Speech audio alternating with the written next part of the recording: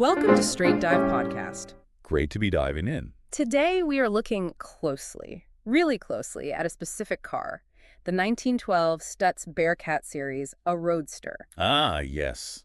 A truly iconic machine. It really is. It's described as a crown jewel, actually, and you can find this one in the Riga Motor Museum. That's right, a beautiful example they have there. So in this deep dive, we want to explore this famous car, look into where it came from, its key features. Absolutely.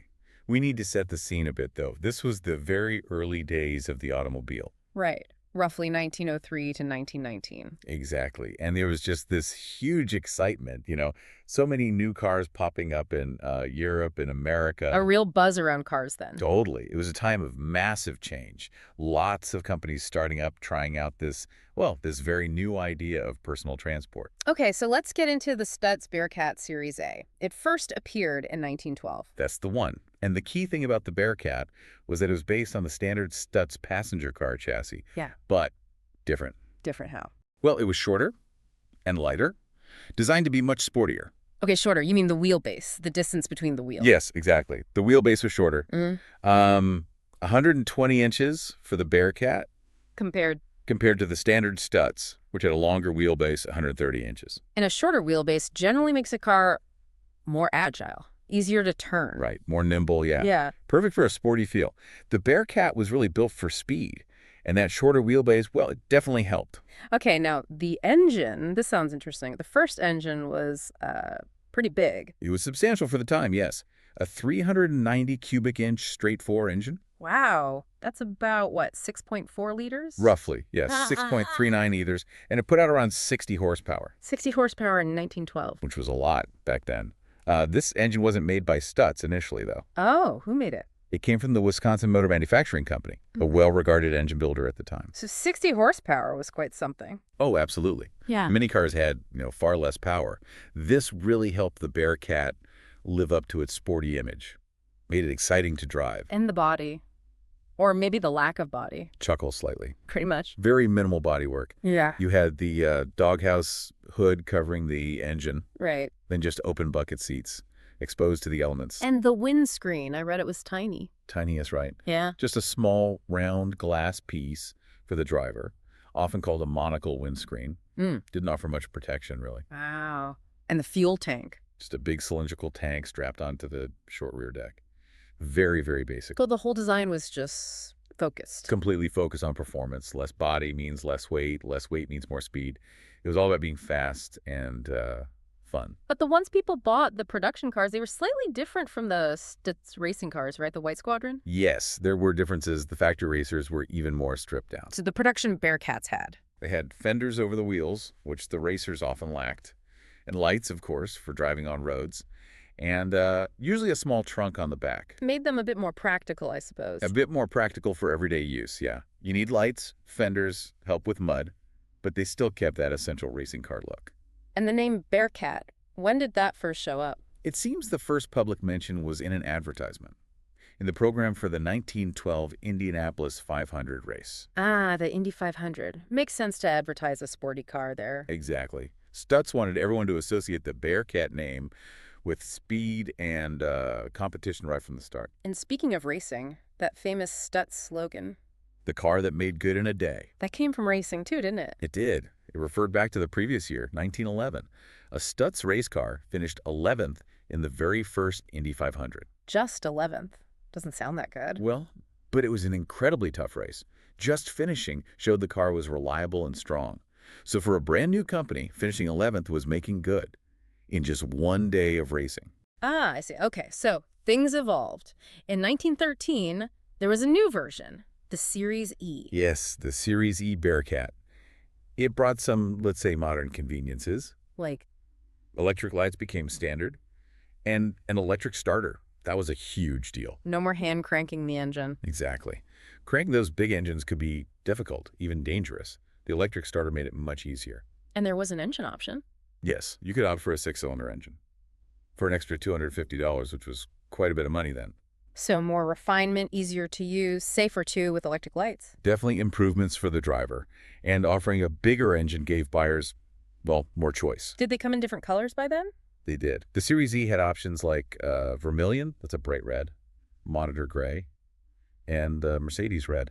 Mercedes red. Interesting. Yeah, and you could get wire wheels, too. They looked very sturdy. That was another option. Cost $125 extra. So you could personalize it a bit more, make it look even racier with wire wheels. Precisely. Added to the style and the prestige. Okay, moving forward.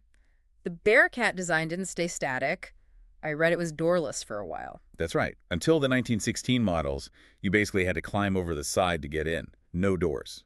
Wow. And then in 1917, the Series S. Yes. The Series S Bearcat arrived in 1917. That brought a pretty big change.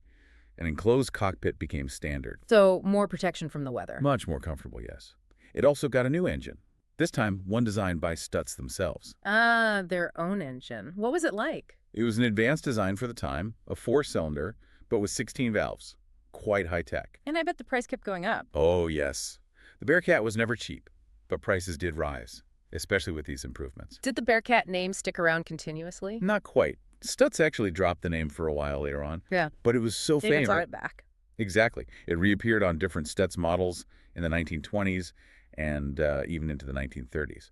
Shows how strong the original Bearcat image was. And its racing success was real, wasn't it? Not just hype. Absolutely real. In 1912, its first year, Bearcats reportedly won 25 out of the 30 races they entered. That's dominance. 25 out of 30. Incredible. And then there was Irwin Cannonball Baker. Ah, the famous endurance driver. What did he do with a Bearcat? In 1915, he drove a Bearcat from California to New York. And he didn't just drive it, he smashed the existing record for the coast-to-coast drive. Wow. That must have been amazing publicity. Huge. It cemented the Bearcat's reputation for not just speed, but also for toughness and reliability. So it wasn't just a toy, it was a serious performance machine. Definitely. And because of that performance and its stripped-down style, it became a symbol. A symbol of what? Prestige. Status. If you owned a Bearcat, especially in the early days, you were probably wealthy and maybe a bit adventurous. How expensive was it, really? Well, in 1914, a Stutz Bearcat cost around $2,000. Okay, and how does that compare?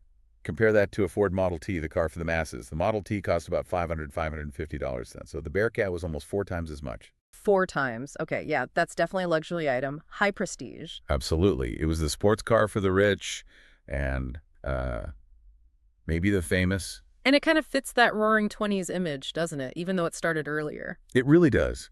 That image of freedom, excitement, maybe a little bit of rebellion. The Bearcat embodies that. Did it show up in popular culture? It did. It's mentioned in books and stories from the period. And much later, the Velvet Underground song, Sweet Jane, Yeah. there's a line in there mentioning riding in a Stutz Bearcat. Shows its lasting cultural impact, that kind of icon status. That's cool. Did people ever try to copy it? Make replicas? Oh, yes. Because originals became so valuable and rare, replicas have been built over the years. And the name came back later, too, you said. Right. In the 1970s and 80s, a different company resurrected the Stutz name and built new luxury cars, including models they called Bearcat, often convertibles trying to capture some of that old magic. Interesting how a name and a design can echo through the decades like that. It really is a testament to the original car's impact. Okay, let's switch gears slightly and look at some vocabulary. These words will help you when talking about cars like the Bearcat. First word, Roadster. A Roadster. A Roadster is basically an open-top car, usually with just 2 seats. Think sporty, open car. That's a Roadster. Repeat, Roadster. Roadster. Good. Next word, chassis. Chassis. The chassis is like the skeleton of the car. It's the base frame. Everything else gets built onto the engine, the body, the wheels, all attached to the chassis. Repeat, chassis. Chassis. Next up, wheelbase. Wheelbase. We mentioned this earlier. The wheelbase is the distance from the center of the front wheels to the center of the rear wheels. A shorter wheelbase often means quicker turning. Repeat, wheelbase. Wheelbase. Okay, simple one. Engine. Engine. The engine is the heart of the car. It's the part that makes the power to make the car move. The Bearcat had a powerful engine. Repeat, engine. And covering the engine is the hood. Hood. The hood is that hinged metal cover over the front part of the car where the engine sits. You open the hood to check the engine. Repeat, hood. Hood. Next, windscreen. Windscreen. The windscreen is the main front window of a car. It protects you from wind and rain. The Bearcat had that tiny monocle windscreen. Repeat, windscreen. Windscreen. And our last word, prestige. Prestige. Prestige isn't a car part. It's about status, High regard, being seen as important or impressive. Owning an expensive, fast car like the Bearcat gave the owner prestige. Repeat, prestige. Prestige. All right, now for a shadow drill. This is great for practicing pronunciation. I'll say a short phrase and you repeat it right after me. Ready? Okay, ready. Welcome to Straight Dive Podcast. Welcome to Straight Dive Podcast. 1912 Stutz Bearcat. 1912 Stutz Bearcat. Crown Jewel. Crown Jewel. Riga Motor Museum. Riga Motor Museum. Early production. Early production. Huge excitement. Huge excitement. Shorter and lighter. Shorter and lighter. 60 horsepower. 60 horsepower. Open bucket seats. Open bucket seats. Racing car lines. Racing car lines. Nicely done. Now, here's a fun fact for you about the Stutz Bearcat. Ugh.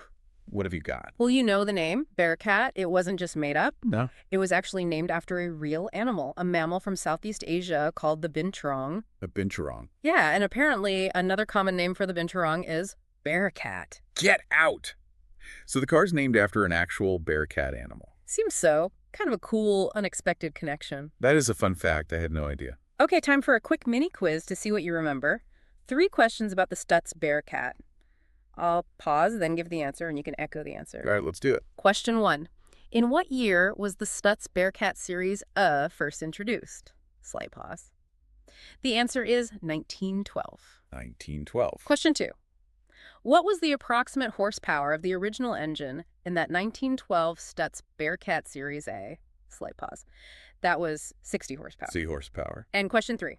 What was that famous Stutz slogan, the one that came from an early Indianapolis 500 race? Slight pause. The answer. The car that made good in a day? The car that made good in a day. Excellent.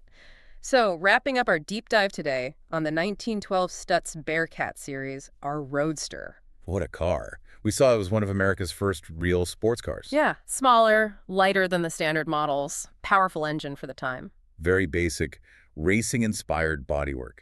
Became a real symbol of speed and prestige. A true icon of automotive history. No doubt about it. It really captures that early excitement of the car industry. Innovation, speed, style. Yeah. It had it all. And if you ever get the chance, we really recommend trying to see one in person, like the crown jewel at the Riga Motor Museum. Oh, definitely. Seeing it up close gives you a much better appreciation for its design, its sheer presence. You understand why it caused such a stir. Absolutely. So maybe final thought to leave you with. Go on. Consider how these very early automotive designs, these stripped-down, performance-focused machines like the Bearcat, how they really paved the way. Think about how their ideas influence the cars we see, the cars we see and drive today. That's a great point. The DNA of cars, like the Bearcat, is still there into sports cars, even in some ways in everyday cars. It's a fascinating lineage. It really is.